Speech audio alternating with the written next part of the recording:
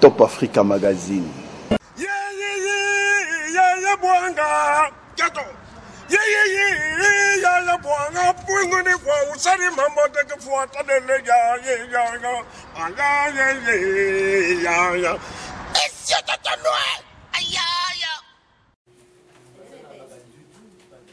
Papa, j'ai dit, bon, ton argent. L'argent est chargé. L'argent. La mère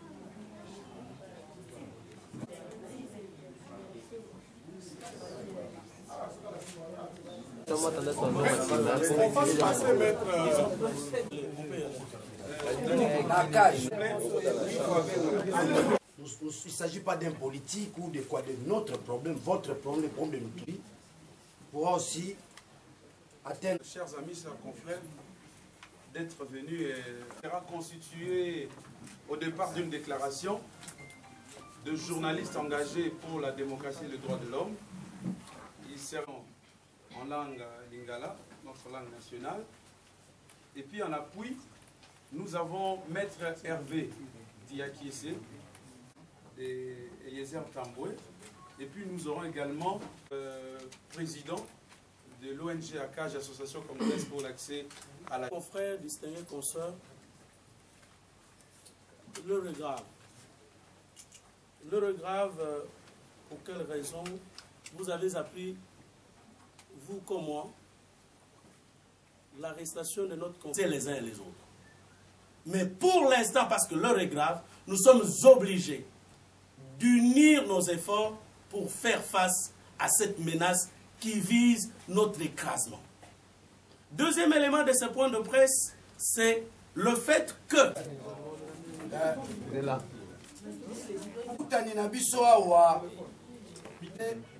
ezali bongo mpona bokangami ya ndeko na biso Eliezer akangami na likambo nini?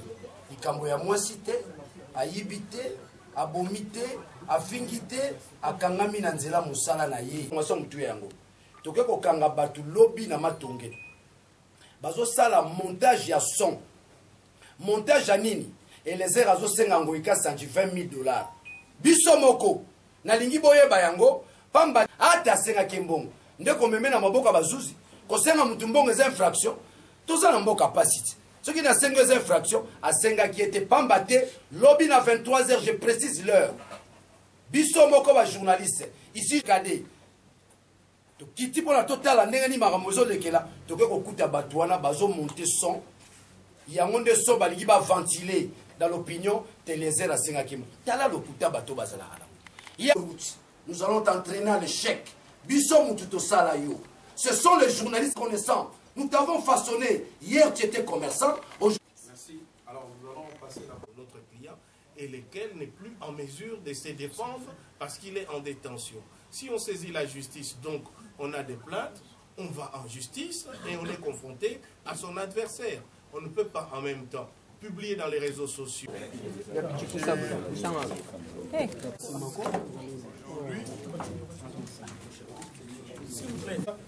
Libéré sous caution. Et notre aujourd'hui au cachot, nous avons appris à Kananga. Et dans un espace de plus ou moins 15 jours, nous avons autant de journalistes qui sont ciblés par les pouvoirs.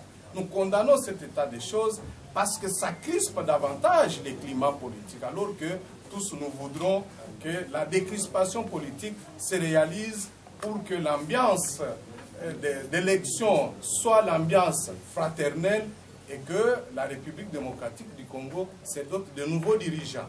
Donc nous exigeons rapidement la libération sans condition d'Eliezer Tambwe. Nous exigeons aussi une enquête transparente sur la question, les dossiers des diamants, parce que la famille de Feu Lodi a le droit de connaître la vérité. Ainsi, on va mettre fin autour de ces dossiers et lui-même, le gouverneur Ngoï Kassaji, a tout intérêt à se soumettre à cette enquête pour qu'éventuellement qu'il soit lavé et qu'il puisse continuer avec sa carrière politique comme un grand monsieur, comme un monsieur républicain. Nous lui demandons instamment, et nous allons lui écrire encore, pour qu'il retire sa plainte. Parce qu'en voulant s'engager dans cette procédure, il doit savoir qu'il s'est engagé contre l'ensemble des défenseurs de la liberté d'expression et la liberté de la presse. Et ça ne sera pas une très bonne chose pour lui. Je dis, je vous remercie. Merci beaucoup. Là, ouais. Il faudra tenir compte de votre... Alors, il vous oppose toujours l'autonomie pénale par rapport au droit des citoyens. L'autonomie du droit pénal, c'est là.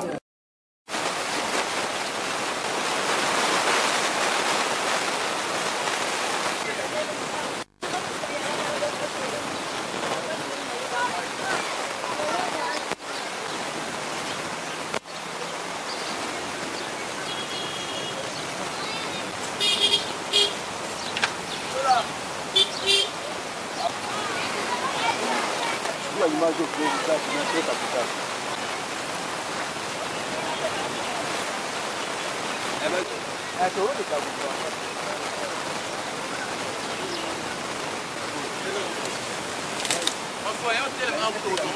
Nayebi.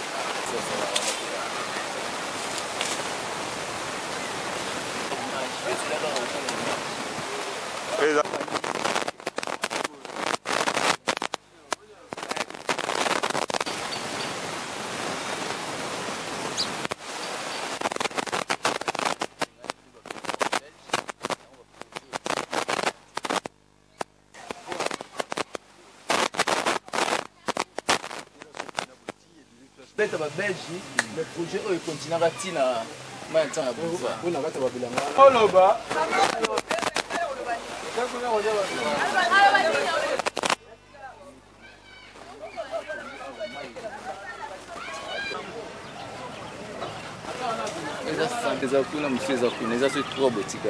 Entrée, il y a du boulot au bout de la municipale. Mon a quintoile. Le bandit la municipale.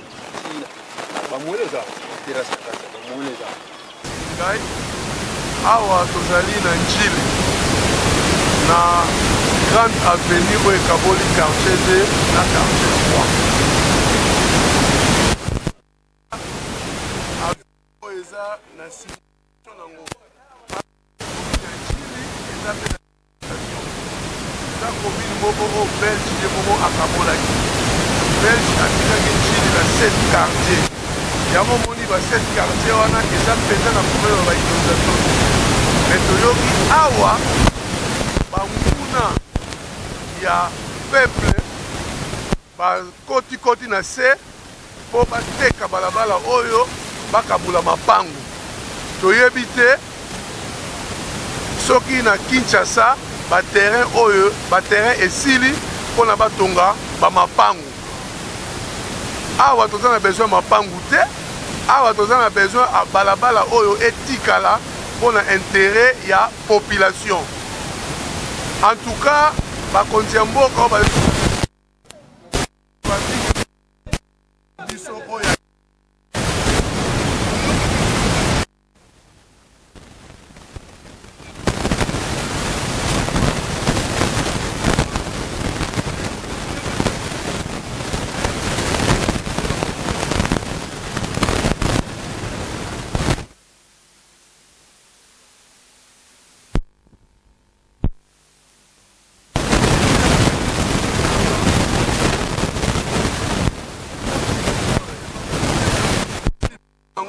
esalama te esika oyo etikala avenue à moins que botia yango na valeur ndenge avenue oyo Kimbuta ekoma na valeur ekopesa mpe Njili valeur na suki wana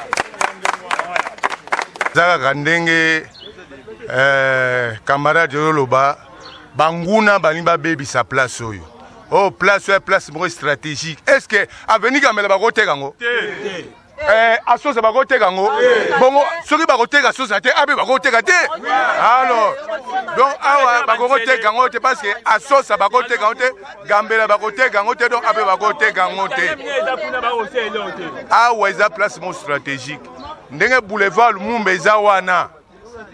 Donc après boulevard Lumumba à 1 km nango nzela ya munene yango oyo gouverneur akoko désenclavé awa tiki ngasani mais ekoko koma balabala te ekoma lupanga batu il faut batika ngo ndenge wana et puis terrasse ezali on a kasi so botali film bokomona ke terrasse ezali au canal ba belge batongaka ya canal awa banda 56 58 le 4 janvier tant au beti ba belge nde babandona musala na soko tali nde babandona ka musala wana tilelo mutu mo kalkila ngo po 6 comme ça na ma nsanga zate du tozana posa ba comme ça on ba lupangu te tozana posa éthique la ndenge baba nswali un jour écoute dans makadam po ba japonais si ba sala traçage awa alors to boyi makambo wana ba distraction pamba gouverneur talapso makambo yo ba député to votaka ba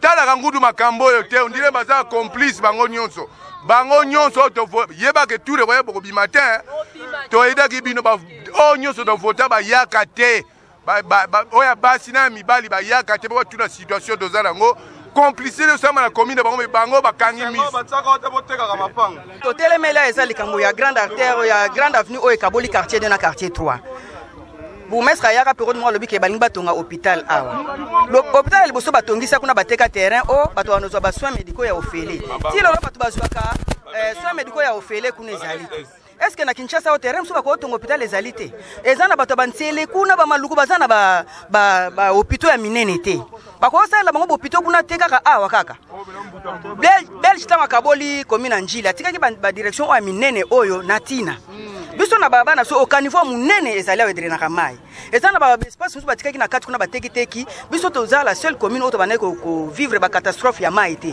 mais l'autre komi ko vivre on peut espace mingi bateki moyen mai ezala absorber ezalité banzela mai ezalité to komi na ko vivre ba difficulté ya mai barter o ya minene o batika ekaboli 2 na 3 3 na 4 tina ba 5 na 6 yango ndeza identité na so na njile so sala pe beauté na biso na njile siko bango bateka ngo siko biso tokosuka wapi tokosuka wapi olie ko batia ngo makadam ndenge batiki mbuta tozomona na kitambo kuna na komoriko batie makadam omoni ndenge sali kitoko te mushi batie makadam na lingwala omoni ndenge sali kitoko te bongo kaka njili bakoyeko bongisa njili te kaka koteka lopango kaka batia kaka bambongo na bapoche na bango batela la zoli kama balabala o batika nzela na biso balabala oyo soki balingi baya kotia makadam awa boso batongi pe bandako abiso tokosufrir na bama ya mbula nous sommes la seule commune où tozo vivre makamu ya ba inondation banini te siko so bango ba kotia biso tokosufrir bandako bato yeko kweya balinga bato njeli pe bakufa lokapa bakufi na ba commune mususu ndenge bateka kisoki na kingabo balingi baya lisusu koto lokola kingabo esimbi te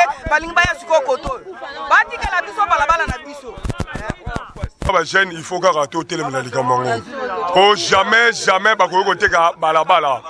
Balabala, les essigos, moutaro, leka, moutourego, leka, mais ça te peut commandaku. Il y a une occasion, on a profité pour les sabanchilo nyoso, pour faire la misuba, artère nyoso, mettre croquet. Oui, Kabouli 4 na 3, oui, Kabouli 5, Kabouli 6. Soko moutoumoro ayam, mais karote kango, d'abord au biso population, to batorité même toi, fait tomber une autorité compétente pour que balendemso likamboyo. Merci. Et là, vous allez awa, elle est vérité. Awa bateki mapango te batekeli ba maser. Mbongo ba maser ba lia kala, on est-ce que on se beta mara awa. Mbongo ba maser ba ça on est-ce que mukie. Ba maser ba pesa bango à partir kuna ba maser tina kwa mission. Awa ba pesa ba japonais ba continuer ti ba kenango kuna ba oteka se wote comme susu. Bateki mapango te, bateki ba pesa hôpital, soit disant ça là, banque disant à ça c'est une mort. Est-ce que le biboy est-ce que catholique oh ba bunda biso tata mosengo yo bunda biso peuple est-ce que ba maser na yo au moins niveau ba teba maman na chômage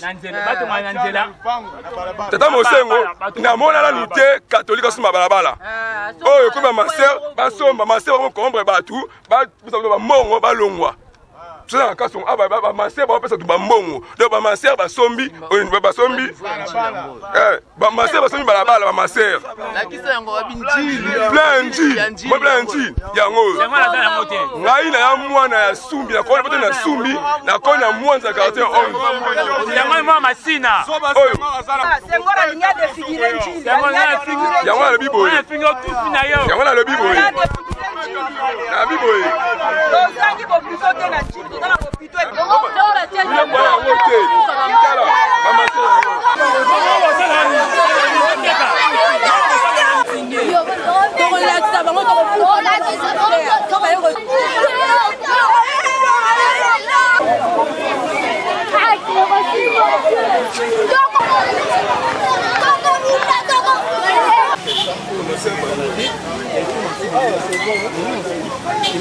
na kaka on pense que moto na kaka azana te yako kima te to quartier 2 quartier 3 avenue Baoteka yango avenue oyo ezali plan etikala depuis ba quartier 1 à quartier 7 Baoteka mabelo balabala tout ya njili yango c'est des films qui ont des images si na ranti bomoni na intervention nyonso oyo eleki ndenge bana njili bana quartier 2 bana quartier 3 basali la réaction na bango nyonso contre ba projet oyo maléfique bazolinga bateka terrain oyo munene balabala munene kabuli quartier na quartier 3 na ranti bomoni yango mais nyonso wana esalami na hasard te puisque to ezaki idée ya mwana na biso ya quartier 2 mwana njili o babengi na lopoto enfant du terroir maître akopusa na maître kaniekete boba ye mutu akomi défenseur na biso défenseur na bana njili nyonso boyeba ke na moment oyo biso nyonso toya sima ya maître kaniekete boba ye mutu akomi défenseur ye mutu ayeko défendre biso ayeko défendre terrain oyo pe ako défendre ba terrain nyonso oyo ya njili oyo batolinga bateka oyo batolinga baspolier mais na ntango oyo tokomi nde totini message na bakonzi nyonso gouverneur Kimbuta bakonzi parlement botelemi na makambo oyo njili toboyi bateka so baterrain défenseur na biso tozwi ye wana maître kaniekete boba oyo akodéfendre terrain nangati bamosusu bakokobakisa na nsima na ngai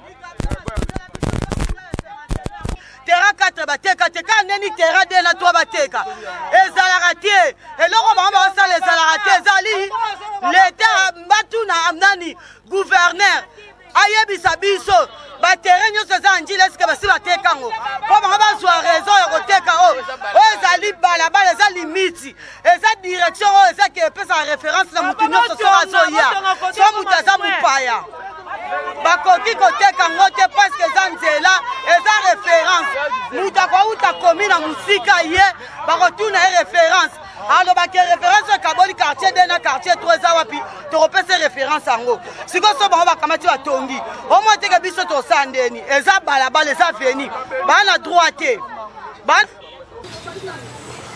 c'est deux quartiers entre deux na na kati ya veni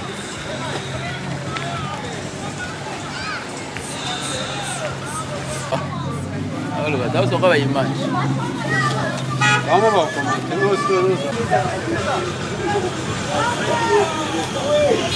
na ya tinda bibembe baolinda kuna batikila bania yali ya mbongo chance na peuple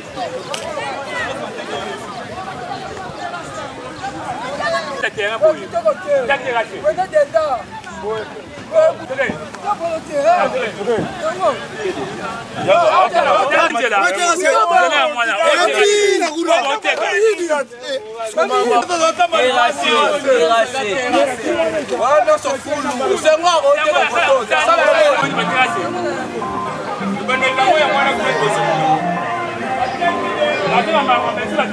oyibi na ye oyibaka atika batutere terrain salino bibembe po bato basumbaka ozwi mbongo wadi baseni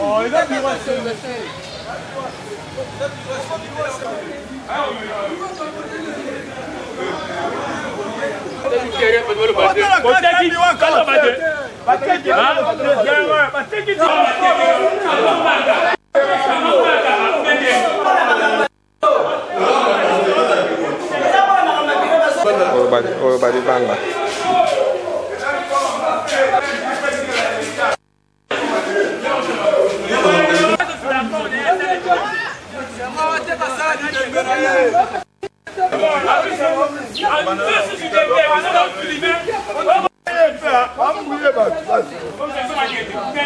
Problème est ça,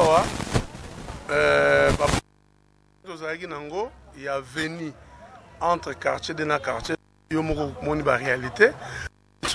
Parce que au moni bâtiment ils ont une époque coloniale, ils ont une coopérative, une époque portugais. Après, l'État a signé un contrat, il y a concession ordinaire, il y a amphithéose qu'on va dire il y a 25 ans. Tant que l'État a renouvelé le contrat, le bâtiment ils n'ont pas à l'État. Il y avait un certain monsieur assis à Koufa.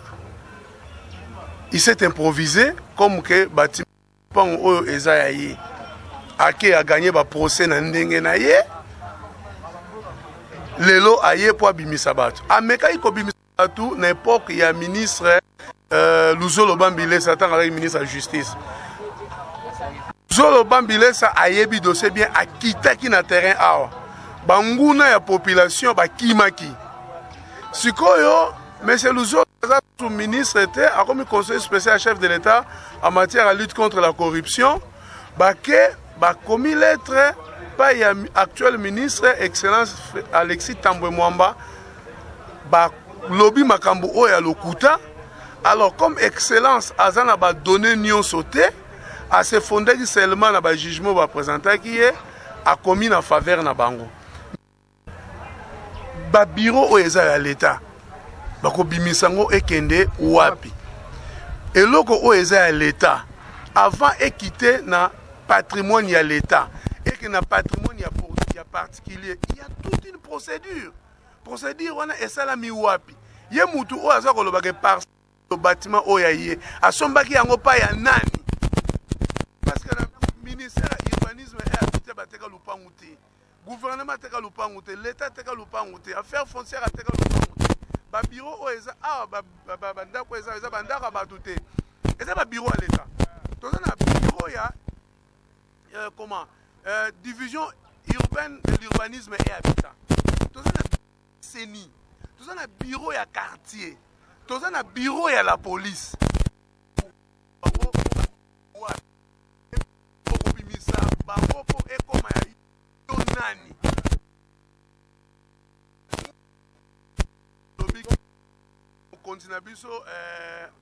Excellence Alexis Tambwe Mwamba.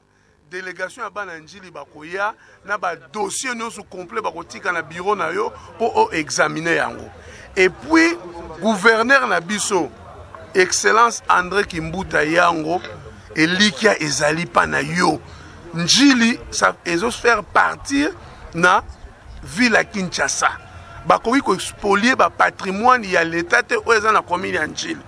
Yango na tozo compter na bino papa Tambwe Mwamba tokomona yo tokoya na mikanda okoyeba parce que pour mutu azwa certificat d'enregistrement il faut azana acte générateur est un acte de vente nani atekela yo lupango voilà pona lelo tosuki wana merci ya quartier D précisément balabala toza za luika ta la coopérative yangwana 1 2 3 4 1 2 3 4